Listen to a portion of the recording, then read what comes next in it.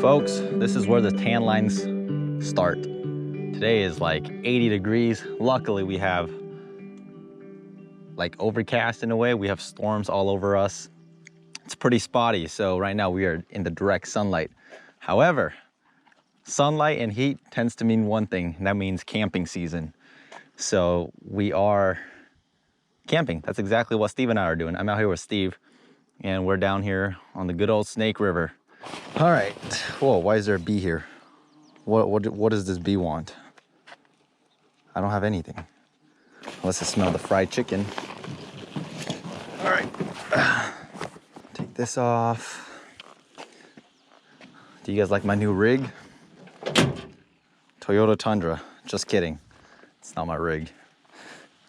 I wouldn't buy a Tundra. I'd get a Tacoma. But Steve has a Ford, but he had to take his Ford into the dealership because under warranty, so they're fixing some of his headlights. And in return, they gave him a Toyota Tundra to drive for the time being. And so, perfect timing.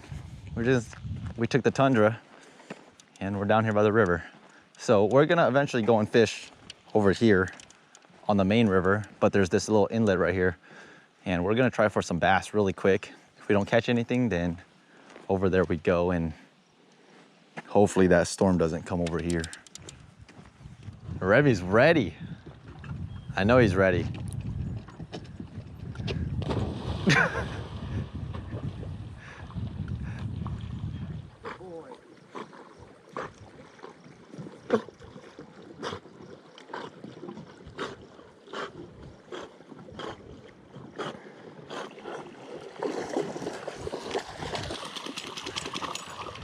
Is it my turn?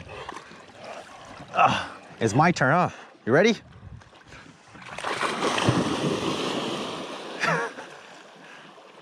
See, this is why I told you to bring him. Yeah, entertainment. Entertainment when the fishing's slow. We're just gonna walk out to this point over here, set up shop, and hopefully the Peamouth are biting. Remy's excited. Wrong way, Remy. This way.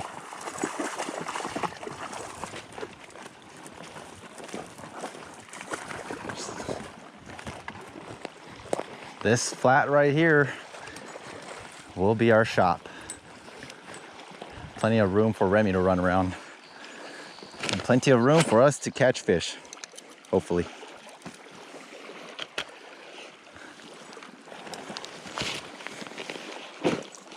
We are so getting sunburnt.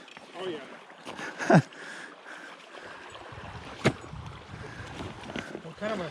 So here's the rig, pretty simple. This is my main line. I'm running 10-pound mono as my main line. Tied it to one eye of a swivel. On the same eye of the swivel that my main line is tied onto, I have maybe like a 4-inch leader tied to a size 10 bait holder hook, and then I just have a chunk of night crawler. And then on the second eye of the swivel, I have 8-pound mono, and it's about 16 inches long, tied to just a lead sinker weight. And then again, I'm running 10-pound mono as my main line, 10-pound mono for the leader for my hook, and then an 8-pound mono for my weight. That way, if my weight gets snagged, 8-pound mono will break off easier than your 10-pound mono main line. Pretty self-explanatory. And now we just gotta cast this. But first, I need to get my rod holder. And the thing about these spots here is it's quicksand, so your rod holder just goes in nicely.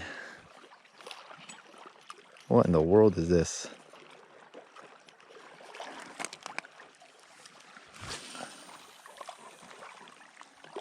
Not as far, but I'm only using like a 1/8, maybe a 1/4 ounce of weight. So if it's not far enough or it won't stick, then I'll switch over to a 1 ounce. For now, I hope it's sticking. All right, first cast.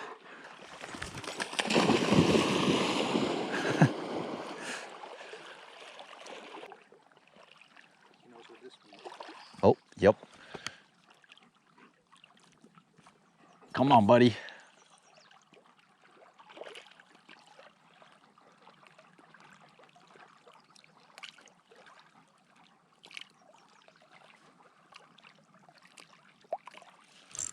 Got him. Fish on. I think he was on there forever. First cast with the night crawler. Feels like a Peamouth.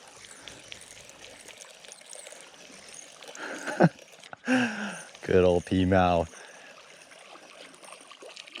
There we go, Steve. There's one. You like him, Remy? Good old Snake River, man. When you throw a night crawler out, it's almost like you can't count your odds out. So we have something pretty special coming up because this is something that I have never done with any fish before, but Steve's got a recipe up his sleeve, which I'm not gonna spoil it yet. But that right there is called a Peamouth. It's not a pike minnow. That's a Peamouth because of their mouth. It looks literally like the size of a pea. And they just got this really silvery gloss to them. They have a small tint of pink stripe on their side. And so that's a Peamouth right there. So we're gonna, I think I left my stringer at the truck, but we can just use a makeshift stringer with my fishing line and we'll call it good. But you see what I'm talking about, Steve, though? Yeah. Like 10 yards? Yeah. Like you wanna be at least past that thing? Yeah, I might have to re-spool. Yep, I would re-spool.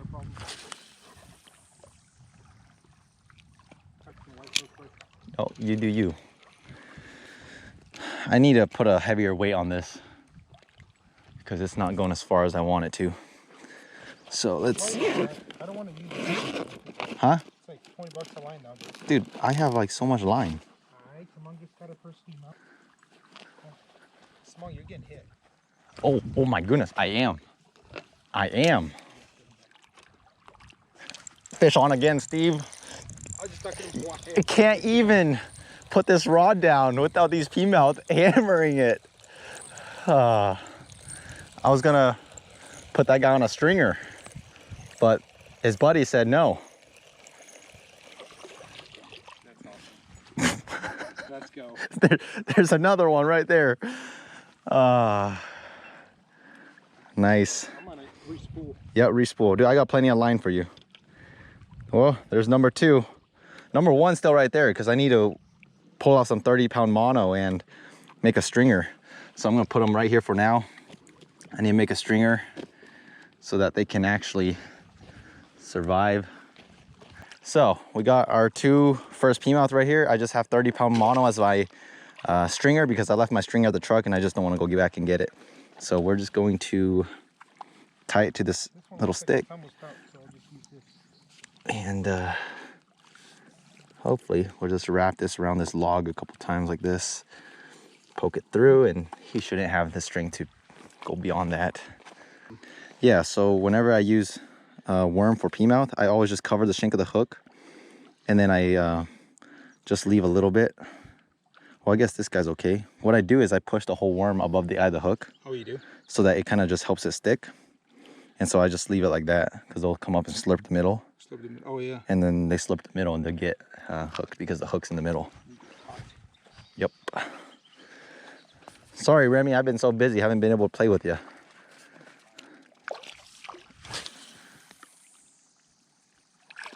There we go. Keep an eye out, Remy. This fish is on you.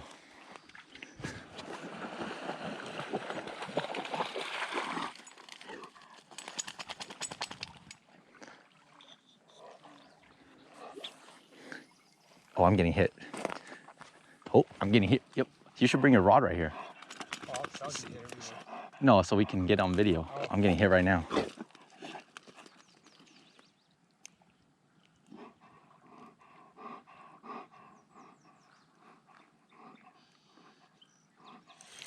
Got him. Peamouth Slay Fest. This guy's a fighter. Fighting a little bit better. They fight for like 3 seconds and then it's just, yep, they're done. Remy, there's a fish. Little guy. We'll take him though. This right here is a good representative of why I use a size 10 hook. It's just perfect for the mouth of these Peamouth. And again, that right there is a Peamouth on a smaller scale, but today we're after numbers. So even these little guys will add up to something. It's gorgeous. Now we gotta throw them on the stringer.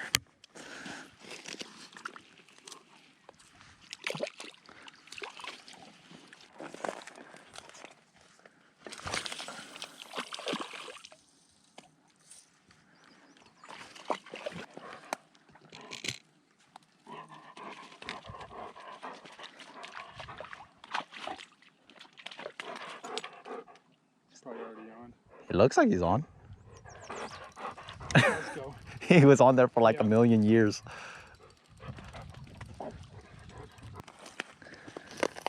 It's a good one. Nice. Very nice.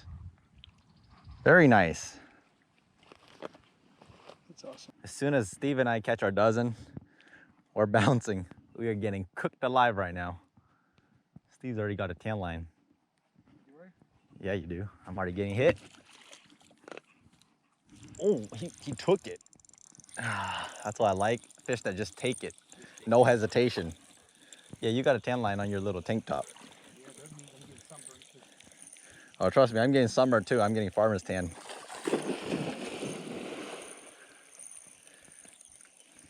This is Peamouth fishing right here. Just cast and stack. Boom. These are getting big. Are they? Yeah. Changing in size, that's good. No, they're improving. Like these are actually like what I'm after. The good ones, the big ones. There's another beautiful Peamouth. These are the like average ones. The other ones we caught were kind of small, but these are like your average ones. 14, if I had to guess. Yeah. Yep.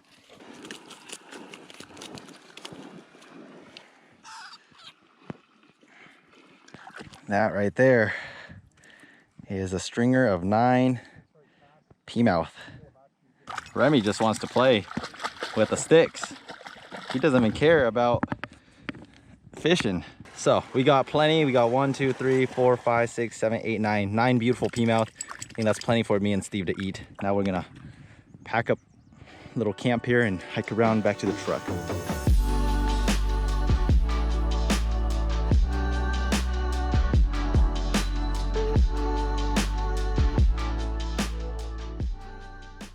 All Steve is doing is he's just filleting the fish. You know, your typical fillet, you go down the spine and then you fillet it open, go over the belly, go over the rib bones, and then he's also taking off the skin. And then once we're done with that, move on to the next step. But we're not gonna cook just yet, so we're not gonna go into the next step. I'm gonna be a little lazy. I'm just gonna let Steve do all the hard work, and I'm gonna come over here and have fun. At least I hope. There's a lot of fish jumping. We had a rainstorm that just passed. So who knows? Whenever you have a dock like this, you always gotta fish it. A little dock like this will provide a lot of shade for fish, so fish will come and stack underneath the dock. But of course, a dock is so obvious. Literally every fisherman knows about it, so it gets very pressured. So don't be surprised if the fish under the docks have already been fished or pressured. But it's just one of those things you gotta try every time you come across a dock. As long as it's accessible and fishable. I'm not telling you to trespass, because that's exactly what I'm not telling you to do. Throwing a little crappie jig. Sun is gonna dip behind those mountains.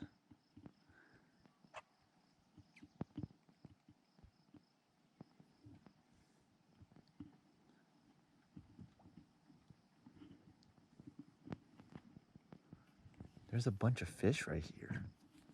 I don't know if those are carp or if those are bluegill.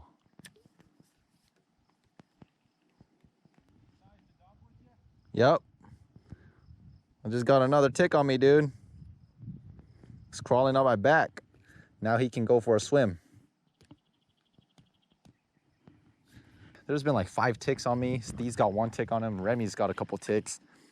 And normally when I'm down here, I don't have that many issues with ticks. But man, today, it's just been, I don't know if we got to like the mother lode of the tree that had all the ticks or what, but there's a lot of ticks.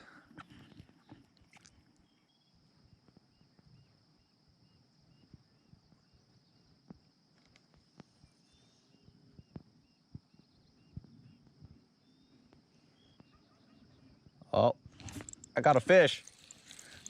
Yep, there's turkeys gobbling and there's a fish.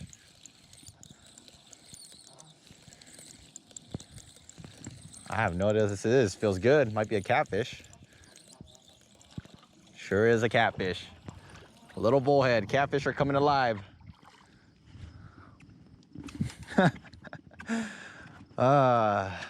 Decided to ditch the little crappie minnow and throw out the night crawler. And right around this time, this is when the catfish start coming alive. Catfish are night feeders. And so as the sun starts to dip like it is right now, the catfishing activity starts to come alive. And here on the Snake River, bullheads are everywhere. You can catch bullheads everywhere. So when it comes to catfish, you always want to be aware of their dorsal fins and their pectoral fins. So the dorsal fin is the one on its spine right here. And then its pectoral fins are the two fins on the side, like its arms, because those things have little spikes that will poke you, and it's not fun. Luckily, this guy didn't swallow it, but catfish have a very tough mouth.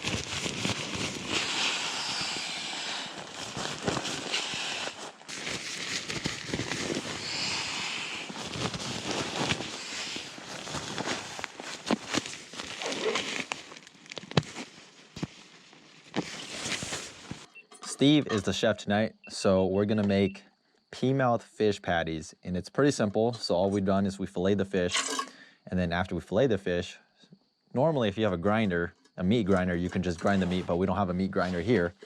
So Steve had to go and just chop this meat up using a knife, manually, if you will. Once he was done with that, he just mixed in garlic salt, garlic pepper, panko breadcrumbs, and 2 eggs. Mix it around, form your patty, throw it in oil, and just cook it until you have this nice golden brown crust on the outside.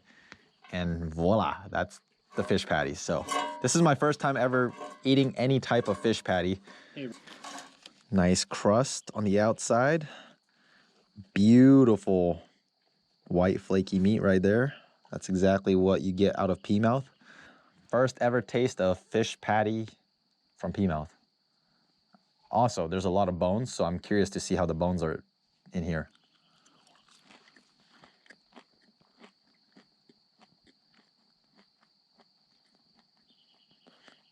I feel some bones, but it's doable.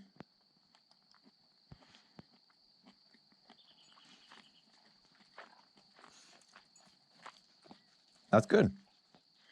Does it blow me out of the water? No. But does it? Is it bad? No. We're missing the pepper. Hey, buddy. We're missing the what? I feel like we're missing the pepper. Pepper. Yeah. What pepper? We need pepper. This? No, like actual pepper. What are you talking about? Like black pepper. Oh, you feel like it does that much? Yeah. Garlic I pepper? don't know about that much, but But that's also why you have this. Good old Kraft's tartar sauce. Yeah. Honestly, this is something I'd eat.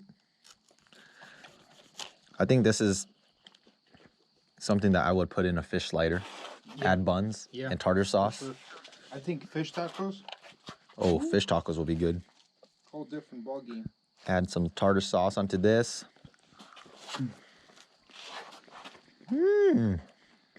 Tartar sauce just elevates everything with fish. Yeah, it does.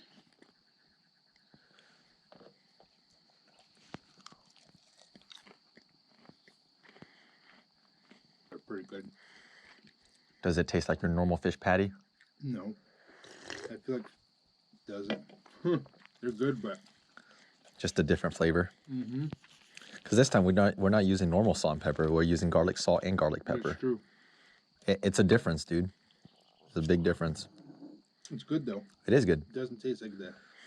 I'm just very happy that the bones don't annoy me. Because the other day when I tried Peamouth, dude, like every time you took a bite, it was like poke, poke, poke, and I'm like, I can't do this. With this, you can feel it, but it just breaks. So yeah, if you guys are eating any bony fish, honestly, grinding it, and again, Steve had to go manually with this knife and like try to chop it. And let's just be honest, like this is nothing compared to an actual meat grinder. If we were to actually use a meat grinder, all these bones would be like dust. Oh yeah. So, sorry, buddy.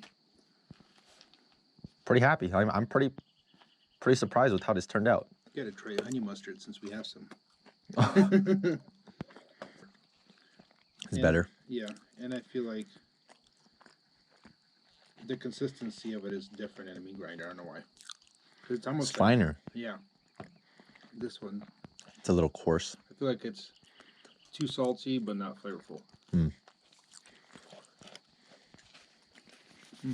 Interesting though. It's a first for everything. Mm-hmm. It's not bad. No, I'm enjoying it. Mm-hmm.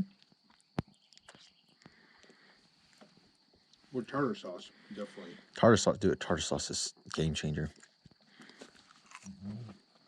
If I had to rate this patty, I'd give it like a 8.2 out of 10.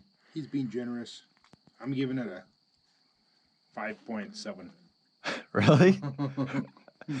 Well, that's because Steve's had other fish patties in the past. This is my first time, so like I don't know what to judge it based off of. You can compare it to your old recipes. I like it better with salt and pepper. Regular salt and pepper. We didn't use regular salt and pepper. We used garlic salt and garlic pepper, and apparently, perhaps that garlic is doing something to it. Well, there you go. There's our verdict for our Peamouth. Steve gives it a 5.7 out of 10. I gave it a 8.2 out of 10 because to me, I genuinely think this is better than what I ate last time.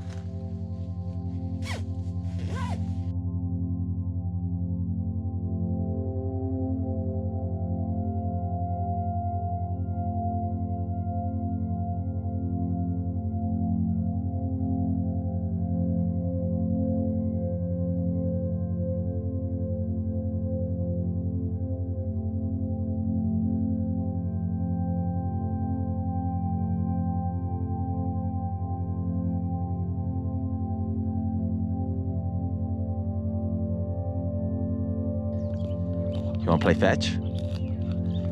What? Give me the stick.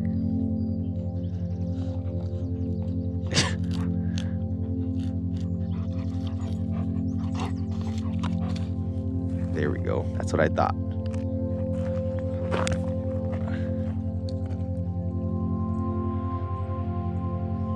Keeps you occupied. It's morning time. So we got breakfast. This is water for coffee. Steve's homemade bacon right here. Here's some words of wisdom for you. So normally when I go out hunting or fishing, I usually have to cook because I'm out there by myself or I'm taking someone else out and I have to cook. Well, the secret that I've learned over my entire lifespan is when you get lazy and you don't want to cook, just go hunting and fishing with somebody who loves cooking more than you and they'll take care of all of it. That's why I love going with Steve, because every time I'm with Steve, he's always cooking. I never have to cook.